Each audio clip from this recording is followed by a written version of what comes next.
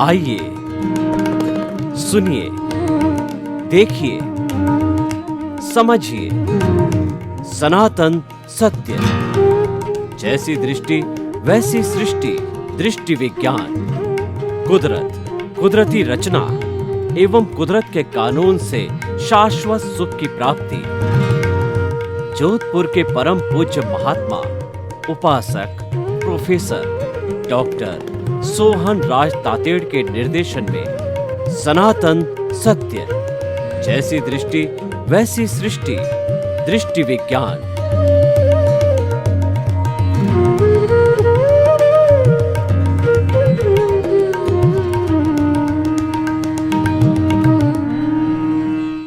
भाई और बहनों, मातृशक्ति को नमन। आज का हमारा बहुत सुंदर एपिसोड द्रव्य आत्मा, प्रतिष्ठित आत्मा। हर जीवित प्राणी के भीतर जो है मूल रूप से जो द्रव्य आत्मा है वह सबका एक समान है, यानी कि वह एकदम शुद्धतम रूप में है। हम अभी शुद्ध हुए नहीं हैं क्योंकि हमारे साथ अज्ञान जुड़ा हुआ है। प्रतिष्ठित आत्मा जुड़ी हुई है, वह अज्ञान है।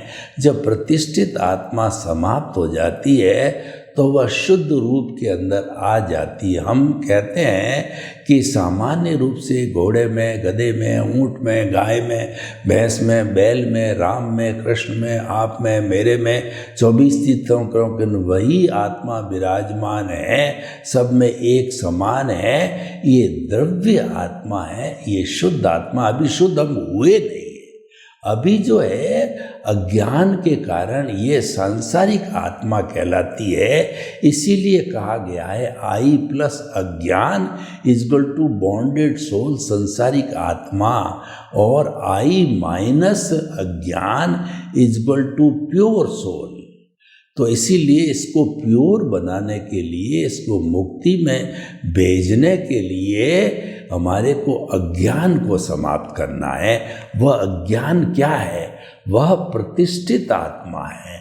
हम कहते हैं कि आज लोग हमको बताते हैं पुरुषार्थ करो, वो अगला व्यक्ति पुरुषार्थ कर रहा है, तुम भी पुरुषार्थ करो, नहीं करोगे तो पीछे जो हो जाएगा, अगला व्यक्ति भाग रहा है, तुम भी भागो। यानी पुरुषार्थ का पूरे विश्व के अंदर डंका बजता है।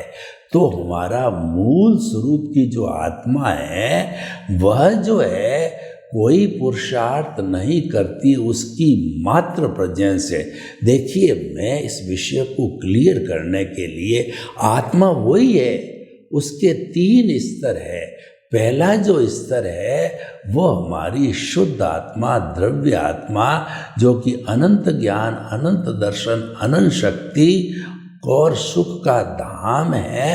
वो मुक्ति में रहने वाली अवस्था है, परंतु उसको अज्ञान ने जकड़ रखा है। इसीलिए जो है अभी वो हमारे शरीर के अंदर मौजूद है और वह केवल जो है अक्रिया करती, उसकी हाजिरी है। तो हम चेतन तत्व हैं और हाजिरी नहीं है, यानी कि वह यहाँ से निकल जाएगी तो हम डेड बॉडी बन जाएंगे।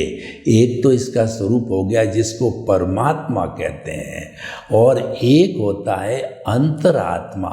इसके नीचे की जगह जो अंतरात्मा कहलाती है, वह आत्मा जो है वो हमारी सीड चेंज होता है। सबसे पहले होती है बहिरात्मा, बाहर की आत्मा होती है, जिसको स्वार्थ की चेतना कहते हैं। उसका लक्ष्य होता है कि मैंने पिया, मेरे बैल ने पिया, कुआं ढहे तो ढहे।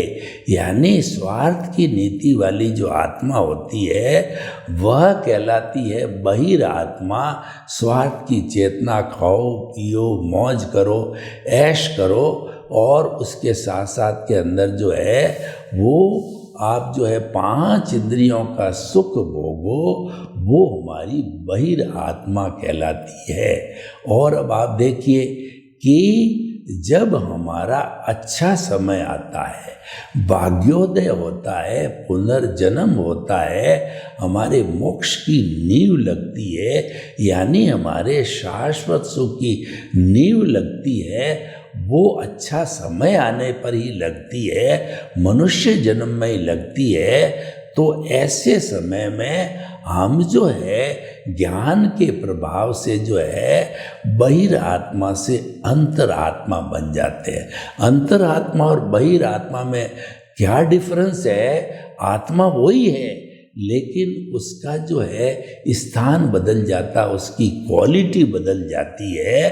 तो वह जो है वह बहिरात्मा में, अंतरात्मा के अंदर वो हम अकर्ता बन जाते हैं। और देखिए, अकर्ता बनने पर क्या चेंज आता है? नो ऑनरशिप, नो डूअरशिप और निमित्त निर्दोष अकर्ता और शुद्ध आत्मा की स्थिति पैदा हो जाती है। केंद्र में आत्मा आ जाती है। परिधि के ऊपर जो है वह हमारी जो अज्ञा रहती है, जिसको हम कहते हैं धन दौलत, परिवार, घर, धन संपत्ति, सेकेंडरी हो जाती है। प्राइमरी जो है वो हमारी जो है मूल आत्मा हो जाती है, जो कि हमारे केंद्र के अंदर जो है विराजित हो जाता है। और वो जो जिंदा भगवान के रूप में प्राण प्रतिष्ठा हो जाती, जैसे मंदिर के अंदर प्राण प्रतिष्ठा होकर के जिंद बिंब बनता है, जिंद बिंब बनता है, वैसा ही वह हमारे भावों के द्वारा जो है वो हमारे केंद्र में स्थापित हो जाती। प्राथमिकता देखिए, बहिरात्मा और अंतरात्मा में डिफरेंस क्या है? अंतरात्मा जो है देहाध्यास कहलाता है, अज्ञा कहलाती है, और बहिरात्मा और अंतरात्मा प्रज्ञा कहलाती है। अज्ञा का जगत, प्रज्ञा का जगत। जो ही हम अंतरात्मा बनते हैं, क्यों ही जो है हमारे जो है भीतर जो मूल आत्मा है उसकी एक भाव सत्ता बाहर निकाल करके एनलाइटनमेंट होता है, प्रज्ञा जागृत होती है। प्रज्ञा तब तक रहती है जब तक कि हम जो हमारा मूल स्टेट परमात्मा नहीं बन जाते हैं, तब तक प्रज्ञा रहती है, और तब तक हमारी अज्ञा भी रहती है। क्योंकि अज्ञा समाप्त हो जाती है तो फिर प्रज्ञा भी समाप्त हो जाती है, और मूल आत्मा तो मुक्ति को चला जाती है, उसमें प्रज्ञा भी नहीं रहती, अज्ञा भी नहीं रहती है। तो ये सारा खेल अज्ञा और प्रज्ञा का है, और वो एक दूसरे से विरोधी दिशा में काम करती है। अज्ञा जो है ये हमको संसार में भटकाती है, 84 लाख जीवा योनि में भटकाती है, और प्रज्ञा हमें मोक्ष के करीब करीब ले जाती है, हमको परमात्मा बनाती है। जब हम ये जो है प्रज्ञा के जगत में आ जाते हैं, तो कभी भी जो हमारा प्रतिष्ठित आत्मा है, देखिए अब यहाँ प्रतिष्ठित आत्मा, अज्ञान इंट्रोड्यूस हो गया। अज्ञान कहिए या प्रतिष्ठित आत्मा कहिए, और या हमारी अज्ञा कहिए, वो एक ही बात है। हम कहते हैं पुरुषार्थ करो, तो पुरुषार्थ कौन करेगा? पुरुषार्थ हमारी मूल आत्मा नहीं करती है, वो तो अक्रिया है। अज्ञा का पुरुषार्थ, प्रज्ञा का पुरुषार्थ मात्र प्रतिष्ठित आत्मा करती है, और उसके भीतर पूरा जो है ना भावों का जगत का जो है यानी चार्ज करने का सिस्टम होता है, और एक डिस्चार्ज का होता है। डिस्चार्ज का तो उदय और प्रारब्ध होता है, वह तो ऑटो मोड से प्रज्ञा के अंदर चलता है। फिल्म बनी हुई होती है, स्क्रिप्ट लिखी हुई होती है, पिछले जन्म की जो है हमारी मन वचन काया की बैटरियाँ बनी रहती है, वो डिस्चार्ज होती रहती है। वह कहलाती हमारी मैकेनिकल प्रतिष्ठित आत्मा। उस पर हमारा कोई बस नहीं है, कंट्रोल नहीं है। उस पर जो कंट्रोल है वह सारा कुदरत का है। इसीलिए कहते हैं कि मन वचन काया है वह भी प्रतिष्ठित आत्मा का अंग है, मैकेनिकल प्रतिष्ठित आत्मा। तो मन वचन काया तथा उससे जुड़ी हुई हर अवस्था मात्र कुदरती रचना है और वह व्यवस्थित है, प्री डेस्टिन्ड है और वह फिक्स है। और क्योंकि वो अवस्था से जुड़ी हुई है, अवस्था हमेशा जो है वह विनाशी होती है, टेम्परेरी होती है और वो जाने वाली होती है, अवस्था समाप्त होने वाली होती है। सुख जा रहा है, दुख जा रहा है, हर अवस्था जो जड़ है वह जाती रहती है, कोई भी फिक्स नहीं होता। आज दुख है तो यह भी चला जाएगा, आज सुख है यह भी चला जाएगा। तो इस तरीके से जो है ये मैकेनिकल मोड से चलने वाली जो है मन वचन काया है, तो उस पर नियंत्रण कुदरत का है। वह कुदरती रचना और कुदरत के कानून से संचालित होती है और कुदरत का कानून सनातन होता है, इसीलिए उसको हमारा कार्यक्रम सनातन सत्य है। तो अब देखिए कि जो है अज्ञा और प्रज्ञा की हम बात कर रहे हैं कि हमारी ये प्रतिष्ठित आत्मा कैसे काम करती है। प्रतिष्ठित आत्मा हमारे बुद्धि के अंदर होती है और इसके साथ जो काम करने वाला सिस्टम होता है वह मन, बुद्धि, चित्त और अहंकार होता है। मन जो होता है वो पैम्पलेट निकालता है।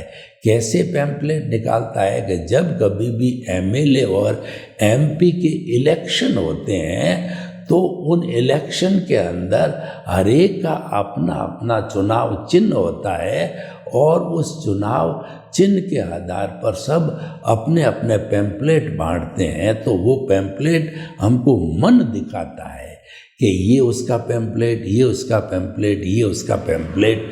फिर वो जो है बुद्धि को दिया जाता। बुद्धि को जो है प्राइम मिनिस्टर कहा जाता है कि उसको जो निर्णय लेना चाहिए, परंतु वह निर्णय लेती नहीं है कि मैं इस पैम्पलेट को पास करूं, इसको करूं या इसको करूं। यानी जो जो विचार आते हैं वो बुद्धि को सौंपे जाते हैं, वो निर्णय नहीं लेती है। तो उसके बाद में चित्त को जाती है। चित्त क्या करता है, उन पैम्पलेट को विजुअलाइज करता है, उनके फोटो खींचता है और वो फोटो जो है वो फाइनली अहंकार के पास में जाता है और उसमें से जो अहंकार जिस पर सिग्नेचर कर देता है वह जो है प्राइम मिनिस्टर होता है और वह जो है पारित हो जाता है। वो भाव है वो कॉज रूप के अंदर परिणित हो जाता है और वह हमारी कॉजल बॉडी का अंग हो जाता है। तो इस तरीके से भीतर हमारे कॉज पड़ते हैं, ये सारी भीतर की है। और ये अगर मान लो हमारा भुगतान चल रहा है और उसके ऊपर जुड़ा नहीं, यानी कि हमारी प्रकृति और पुरुष को अलग अलग रखा, तो जब जुड़ाव नहीं हुआ तो there will be no cause. जुड़ाव नहीं होने का अर्थ क्या है, मान लीजिए आपका भुगतान चल रहा है कि आपके साथ में कोई व्यक्ति जो है दुर्व्यवहार कर रहा है, आपको गाली दे रहा है, गलोच दे रहा है, कर रहा है, तो उस दुर्व्यवहार के अंदर जो है वो आप जुड़े नहीं, यानी कि आपने उसको मध्यस्थ भाव से टाल दिया, आपने प्रतिक्रिया नहीं करी। तो प्रतिक्रिया नहीं करने से वह जो जितनी भी बात थी वो अगले के पास चली गई, चाहे गाली थी, चाहे गलोच था या कुछ भी था, वो आपने एक्सेप्ट नहीं किया और दूसरे के पास में चला गया। तो दूसरे के पास में जाने पर आपके कोई कॉज नहीं पड़े। अगर आप उस पर रिएक्ट करते, आप जो है उसकी एक गाली की जगह 2 गाली देते, किसी ने जो हाथ उठाया तो आप मुक्का उठाते, यानी क्रिया की प्रतिक्रिया करने पर जो है हमारे नए भाव पैदा होते हैं और एक भाव को कॉज कहते हैं। और उसके ऊपर क्या है कि कर्म का कोड चढ़ जाता है। भाव अपनी जगह, और भाव जब फाइनल होता है तो वह जो है वहाँ पर कोट लगता है, कोट लगने पर वह कर्म बन जाता है, जिसको हम भाव कर्म कहते हैं। ये भीतर का जगत है, और द्रव्य जो कर्म है वह ऑटो मोड से चलने वाला मैकेनिकल मोड है, और ये जो है वह भाव कर्म चार्जिंग है, और ये डिस्चार्ज है। फर्क है इसमें, चार्ज में तो नया सृजन करना है, डिस्चार्ज में कुछ नहीं होता। हमारी जो है वो बैटरी है मोबाइल की, तो उसका चार्ज 0 हो गया तो हम प्लग में डालते हैं, तो धीरे धीरे वो 1%, 2%, 4% जो है बढ़ेगा। तो उसके लिए हमको चार्जर का सहारा लेना पड़ेगा, परंतु डिस्चार्ज करना हो तो उपयोग का होना है। तो हमारा मन वचन काया जितना हम काम लेते रहेंगे वो डिस्चार्ज होता रहेगा, और ऑटो मोड से होता है। इसीलिए कहा गया है कि मन वचन काया तथा उससे जुड़ी हुई हर अवस्था मात्र कुदरती रचना है, वह व्यवस्थित है, प्री डेस्टिन्ड है, और वह नाशवान है। तो भाई और बहनों, जो हम ये प्रतिष्ठित आत्मा का रोल समझ पाए, तो जो भाव होता है वो भाव बनता कैसे है वो हम आपको बताना चाहते हैं। कि उस भाव बनने के समय जो है हमारा पुराना जो है ज्ञान दर्शन, वर्तमान का, पिछले जन्म का ज्ञान दर्शन, वर्तमान का ज्ञान दर्शन यानी अपडेटेड ज्ञान दर्शन, और हमारा इंटरेस्ट क्या है उसके अंदर, हमारा इंटेंशन क्या है। आजकल कोर्ट क्या है कि इंटेंशन को देखता है, अटेम्प्ट टू मर्डर कर देता है। यानी कि आपके पास चाकू है और चाकू आपने सामने वाले प्रतिद्वंदी को दिखा दिया, तो वो अटेम्प्ट टू मर्डर कहलाता, वो इंटेंशन में आ जाता है। तो इंटेंशन यहाँ पर है कर्म बंधन का कारण बन जाता है। तो इंटेंशन, इंटरेस्ट और ज्ञान दर्शन है, और वर्तमान के संजोग वो भी बड़े इम्पोर्टेंट होते हैं। ये संजोग कुदरत जुटाती है, ये सभी मिलकर के, और जो बाहर से पुद्गल खींचे गए हैं उनसे जो है कोट बनता है, कोट लगता है। कोट लगते ही जो है वो कर्म बन जाता है, कर्म बन करके वह कॉजल बॉडी बन जाता, वो भाव कर्म हो जाता है। ये सारा रोल प्रतिष्ठित आत्मा का है। और हमारी मान लीजिए कि प्रज्ञा जागृत हो गई, तो प्रज्ञा भी प्रतिष्ठित आत्मा के माध्यम से काम करती है। वह जो है हमारे अज्ञा को सेपरेट करती है, और वह जो है हमारे भावों को केंद्र में लाती है, यानी भाव पर कोट चढ़ने नहीं देती है, भावों को कॉजल बॉडी बनने नहीं देती है। तो हमारे भाव, जो भाव सत्ता है, वह खुद भी तो प्रज्ञा है, उस पर कोट लगने नहीं देती है, और कोट लगने नहीं देती तो भाव कर्म नहीं बन जाता है। तो प्रतिष्ठित आत्मा का सारा रोल, अज्ञा इससे जुड़ी हुई है, प्रज्ञा इससे जुड़ी हुई है, और जो है हमारे भाव इससे जुड़े हुए हैं। सारा ये प्रोसेसिंग हाउस है, और ये सारा प्रोसेसिंग हाउस जो है बनकर के हमारे जो है कर्मों का कॉजल बॉडी बनाता है, वही अज्ञान है। और इसको मिटाना ही हमारा रियल पुरुषार्थ है। और ये रियल पुरुषार्थ से कैसे मिटता है कि ऑटो मोड अपना काम कर रहा है, और आप जो है प्रतिक्रिया मत करो, वह ऑटोमेटिक चलता रहेगा। और आपका रियल पुरुषार्थ क्या है कि आप तो मात्र जो है अपने केंद्र से चिपके रहो, केंद्र में रहो।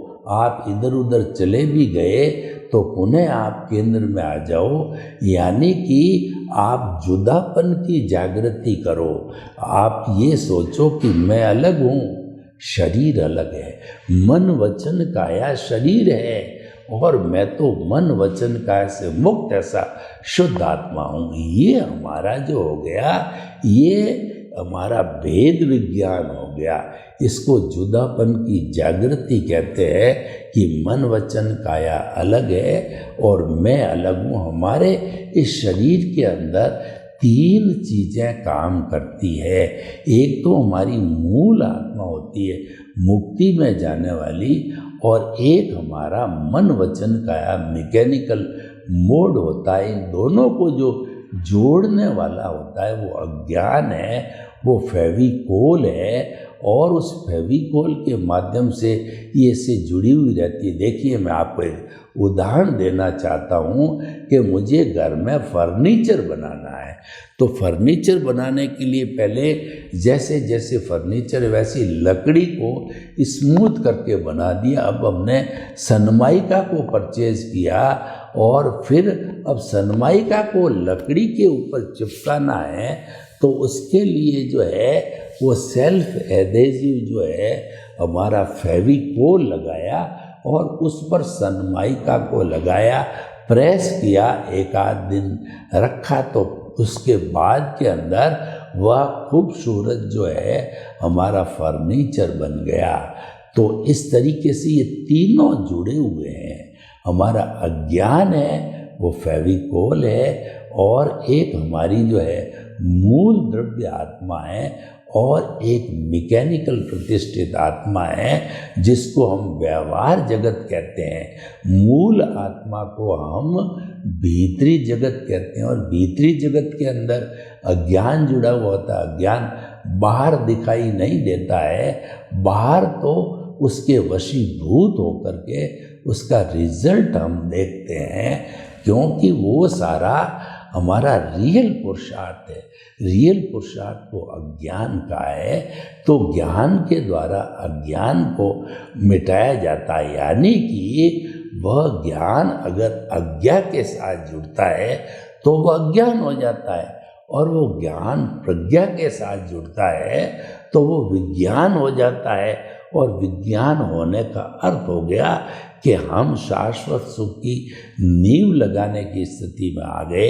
और जब शाश्वत सुख की नींव लग जाती है और कंटिन्यूअस जो है हम उसको है केंद्र में आत्मा को ही पोषित करते रहते हैं, तो नए कॉजेज नहीं पड़ेंगे, और पुराने जो है वो बर्फ की शिला की तरह पिघलते पिघलते अज्ञान एक दिन शून्य हो जाएगा। जब अज्ञान शून्य हो गया तो मूल स्वरूप की आत्मा के साथ में एक भी परमाणु जड़ का अज्ञान का नहीं रहेगा। अज्ञान वो जड़ है, नहीं रहेगा तो वह सिद्ध बुद्ध और मुक्त बन जाएगी। तो भाइयों और बहनों, देखिए इस एपिसोड के अंदर हमको ये बात समझने की है कि वो जो नाश करना है वो अज्ञान का नाश करना है। अज्ञान का नाश ही सच्चा नाश है, अज्ञान का त्याग ही सच्चा त्याग है।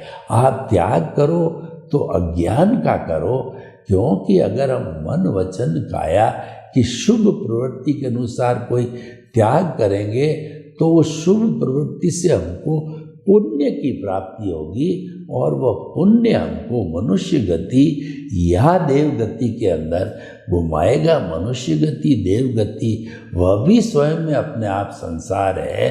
देव गति पुण्य की, देव गति सोने की बेड़ी है, और मनुष्य गति है वह हमारी जो है कहना चाहिए कि लोहे की बेड़ी है। तो दोनों जो है बेड़ियां होता है, इनको तो काटना पड़ेगा। मैं आपको एक उदाहरण देना चाहता हूँ कि जब कभी भी हम जो है हमारा जो एकदम सफ़ेद कपड़ा है उस पर काला दाग लग गया, उस काले दाग को धोने के लिए हम वॉशिंग मशीन के अंदर हाईली पावरफुल डिटर्जेंट डालते हैं। उस डिटर्जेंट के साथ वो कपड़ा रिंस होकर के और सारा दाग समाप्त होता है। मैं आपसे प्रश्न करना चाहता हूँ कि क्या उस कपड़े को आप निकाल करके सीधा सुखाते हो या क्या करते हो? वास्तव में हम उसको 2-3 बार साफ पानी के अंदर से निकालते हैं, रिंस करते हैं, ताकि कि जो जितना हमारा जो साबुन है वह निकल जाए।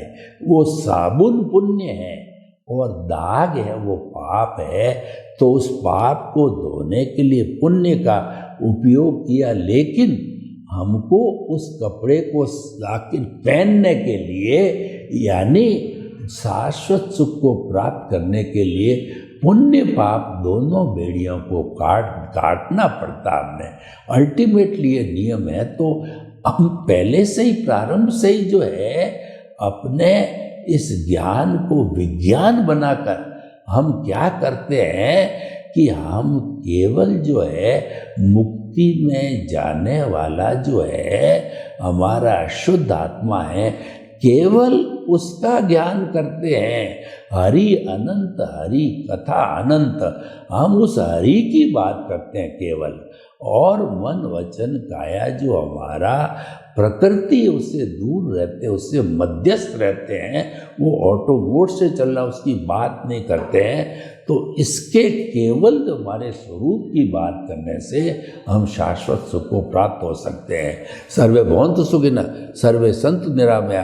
लोक के जीवों को सुख मिले, शांति मिले, आनंद मिले, प्रेम मिले, सौहार्द मिले और हम सभी हिल मिल करके स्वर्ग को इस धरा पर उतार लाएं। आपके प्रति मंगल भावना हो।